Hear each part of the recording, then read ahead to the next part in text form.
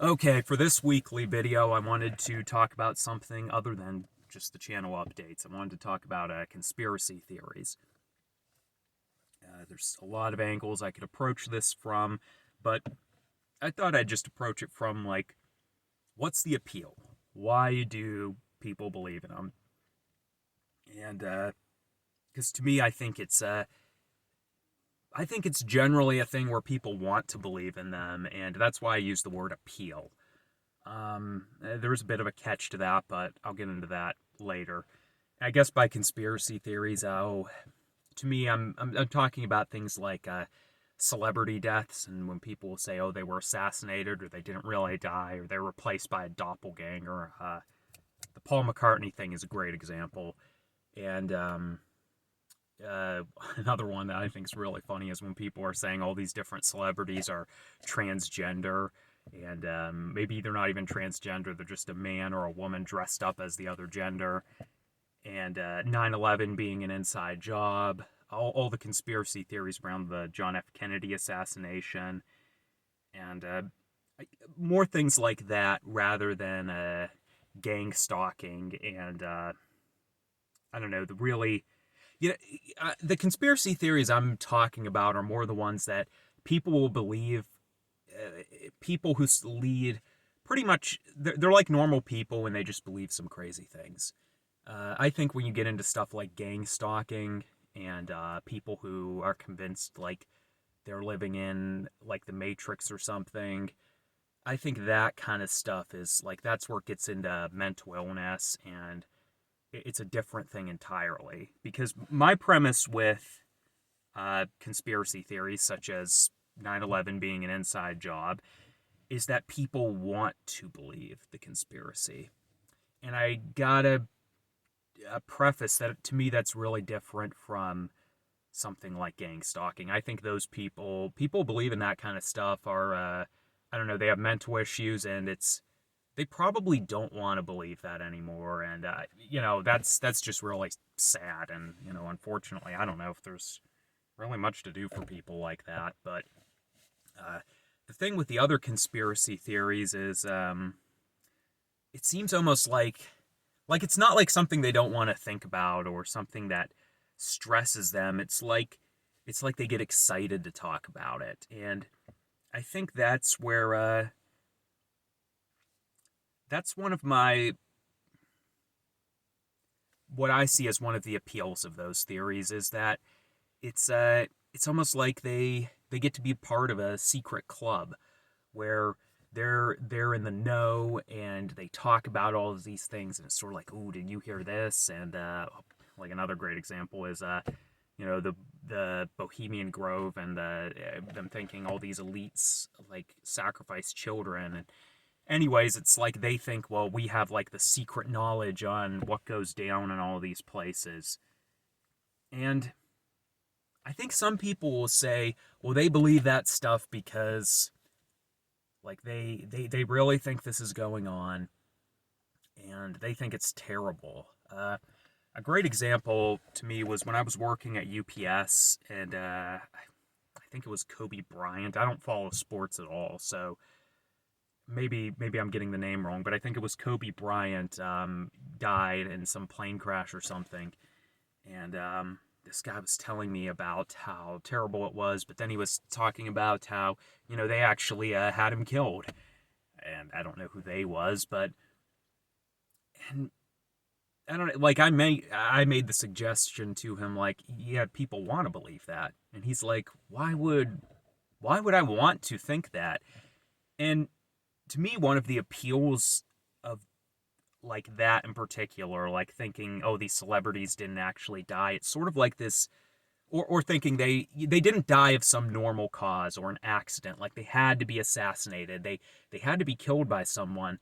It's sort of it's sort of a coping mechanism because people see guys like Chester Bennington or women like Marilyn Monroe or guys like Elvis as sort of larger than life.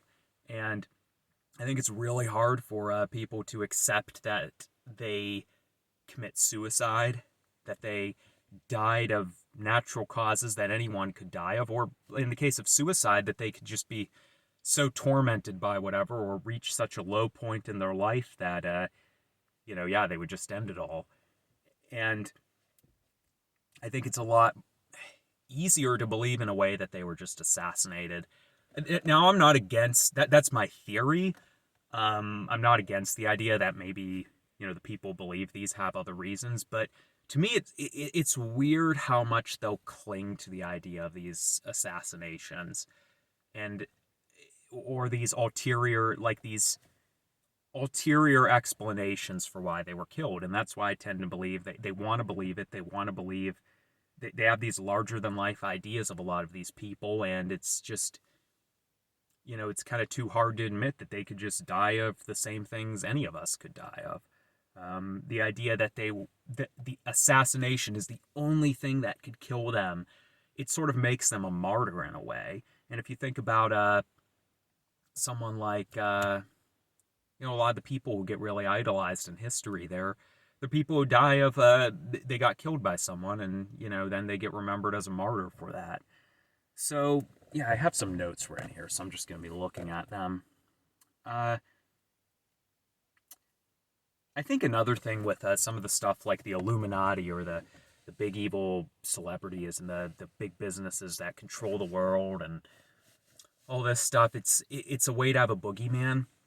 I think things like politics are, and why there's corruption, and I don't know, maybe not even corruption, why things just happen the way they do in the world and on the world stage is, it's just like, it's just life, and it's like really complex, and a lot of it just comes down to personalities. And frankly, if you get into it, a lot of it's really interesting, juicy stuff on its own, but you kind of got to dig for it. And I think it's a lot easier to, rather than like saying, well, uh, America's, something's going wrong with America because of the way people voted, or it's this long systemic problem. It's sort of the destiny of different republics over time to just kind of fall apart. It's a lot easier to just say, well, it's this group of really evil people who are pulling all the strings, and if we just eliminate them, then we can have utopia. And it's also an easy thing to say, because if that's never going to happen. And I think that's sort of one of the appeals, is because you can always have this boogeyman. Whatever happens in the world, you could just be like, well, yeah, the big bad guys they're still running everything, and isn't that a shame? And that's why we can't get anything done. That's why we can't make things better. And a great example of this is Donald Trump. And I don't see a ton of people do this, but some of them were, propping him up to be like the messiah of the country. And then when, some people liked what he did as president, others didn't. But either way, he didn't like solve every single problem. I think even if you're his biggest supporter, you're not going to say that. And I've seen some people say, well, he was compromised. Either he was compromised, or, well, he was never really our savior. He was in on the scheme all along too. So it's sort of like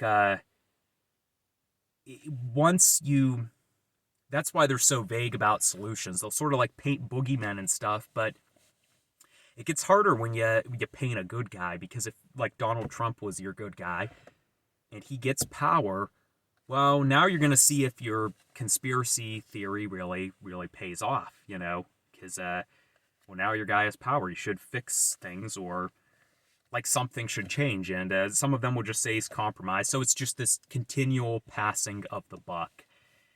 And like theoretically, if there was this group of this club of really evil, powerful people, and you sent one guy in and he's supposed to clean everything up, like theoretically, it's possible that could happen. Yeah, they gave him a lot of money or whatever, or favors, but it's not worth arguing that point, because I don't think the conspiracy theorists are really arguing in good faith. They want to believe this, and they're going to believe it no matter what. And I guess that's another reason I don't think it's worth debating conspiracy theorists, because I don't think it's logic and facts that get them into their beliefs. It's emotions. They want to believe these. There's all these psychological appeals, and they're just gonna, if you throw evidence at them, they're just gonna find another reason to believe what they believe, or ultimately they'll just say, well, you can't trust that because it came from a mainstream source or something. Really, I think if you wanted to change someone's opinion on conspiracy theories, it would be uh, changing their perceptions at a deeper level. I think a great example is like the flat Earth thing. I don't think the issue is that they really think the Earth's not round, and of course no one's going to be able to argue. Most people aren't going to be able to argue that point because, I don't know, most of us just accept that, and you know they've probably researched it more than us, but I don't think that's why they believe it. It's not like they've done all this research. It's that they don't trust the establishment. They don't trust the education system. They don't trust the government, whoever they see as the establishment, who's they see as just perpetuating lies. And a much greater way to change their opinion on the flat Earth would just be to, make them like the establishment, and then you'd probably notice them suddenly flip around their views and just kind of drop all that stuff, because it's like what they're saying is not why they believe what they believe. What other notes do I have here?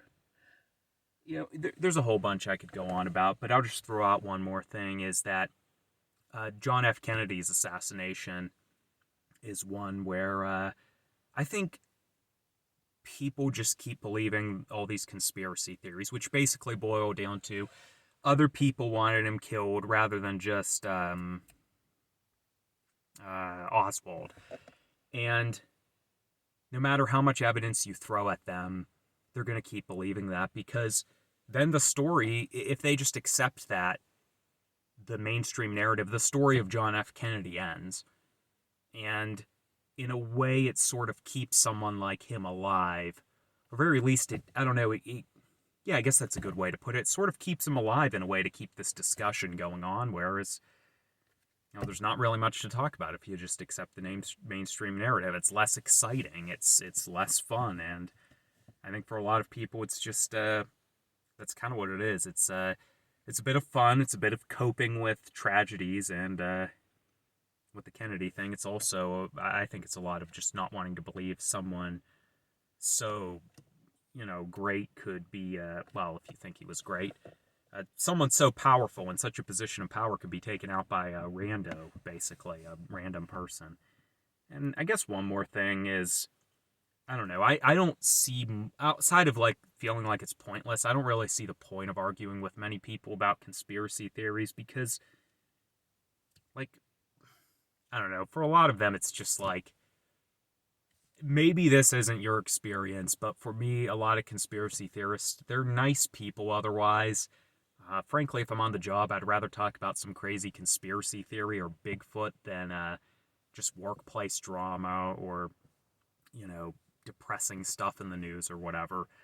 I just don't really see a point to it. A few of the conspiracy theorists I know are, they're old people.